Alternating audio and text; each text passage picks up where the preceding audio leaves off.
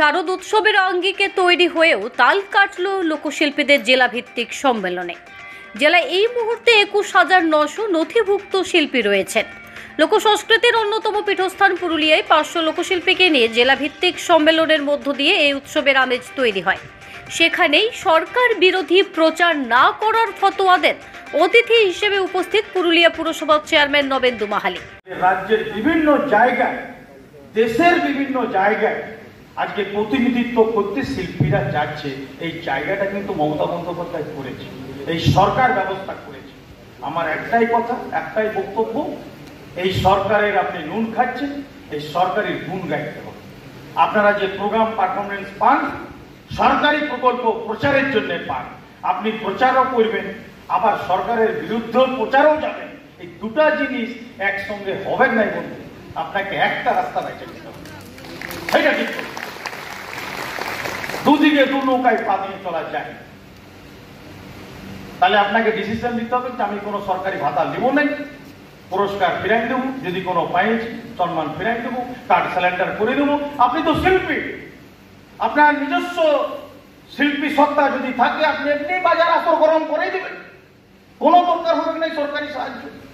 আপনি সরকারেরও সাহায্য নেবেন, সরকারের মঞ্চে জায়গা খুঁজবেন, সরকারের বিভিন্ন প্রোগ্রাম নেবেন, আবার সরকারের বিরুদ্ধে বিভিন্ন আন্দোলনও সামিল হবেন। এটা বন্ধু কিরকম হচ্ছে, এইটা বললেই নবেন্দু মহালি খারাপ হয়ে গেল।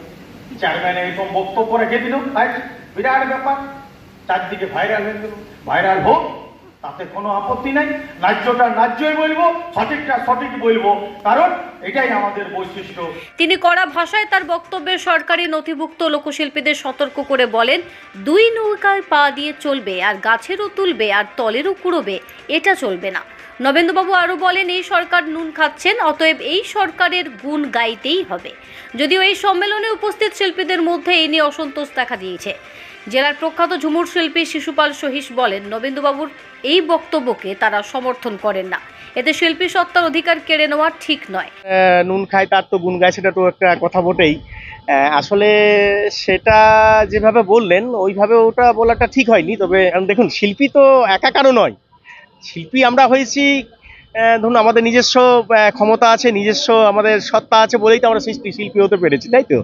শাসক দলের পক্ষে যদি না, শাসক দল বলতে কি, শাসক দল যেটুকুটা করছে মানে সেটা হচ্ছে যে শাসক দল আমাদের একটা শিল্পী ভাতা দিচ্ছেন। তা বলে এ নয় যে শাসক দলের হয়েই আমাকে সম্পূর্ণ ব্যাপারটা জীবনযাপনটা করতে হবে, সেটা নয়, এরকম ধরনের ব্যাপার নয়। কিন্তু উনি যেটা বললেন একটু হয়তো সেটা আমরা অনেকেই মেনে নিতে পারছি না আর কি। জেলা তথ্য সংস্কৃতি দপ্তরের আধিকারিক সিদ্ধার্থ চক্রবর্তী বলেন, বক্তা নিজের বাক স্বাধীনতা থেকেই এই কথা বলে থাকতে পারেন, তবে সরকারি মঞ্চে এই কথা হয়তো বাঞ্ছনীয় নয়। উনি এখানে যে কথাটা বলেছেন সেটা এই মুহূর্তে এইখানে বলাটা হয়তো বাঞ্ছনীয় নয়, কিন্তু উনি হয়তো মনে করেছেন যে এটাই হয়তো সেফ প্লেস বা রাইট প্লেস এই মুহূর্তে এই কথাটা বলার ওনার মনে হয়েছে। এখন কারোর ব্যক্তি স্বাধীনতা, ব্যক্তি সত্তায় তো বাধা দেওয়া যায় না। ওইখানে উনি যেটা বলেছেন এবার সেই মুহূর্তে কিছু বলারও নেই, উনি আমাদের চেয়ারম্যান এখানকার, তো এই বক্তব্য সম্পূর্ণ ওনার ব্যক্তিগত।